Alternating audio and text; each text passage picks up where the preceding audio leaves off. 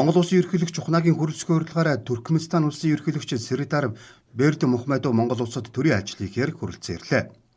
Туркменстан улсын ерөнхийлөгч болон дагалдын яваа төлөөлөгчдийг буян тухай олон улсын нисэх онгоцны буудалд Монгол улсын гадаад харилцааны сайд Баццэг, Монгол улсаас Туркменстан улсад хавсран суух онц бөгөөд бүрөө ирэхэд элчин сайд Баярхуу, Туркменстан улсаас Монгол улсад хавсран суух онц бөгөөд бүрөө ирэхэд элчин сайд тэргүүтэй албаны төлөөлөгчд угтаа авлаа. Туркменстан улсын ерөнхийлөгчийн төвчөнд анхудаа хэрэгжиж байгаа энэхүү альчлалын үеэр талууд хоёр улсын харилцааны эрх зүйн үндсийг бэхжүүлж, худалдаа эдийн засаг, хөнгөн үйлдвэр, шинжлэх ухаан боловсрол, соёл, эрүүл мэнд зэрэг салбарын хамтын ажиллагааг өргөжүүлэн хөгжүүлэхэд жинтэй хувь нэмэр оруулах, засгийн газар болон байгууллага хоорондын баримтчгүүдийг байгуулна. Түүнчлэн альчлалын хүрээнд Монгол Туркменстан бизнес форум, Туркменстаны гар урлал, хэвсний үзэсгэлэн худалдаа болон соёлын хамтарсан тоглолтыг зохион байгуулах юм а.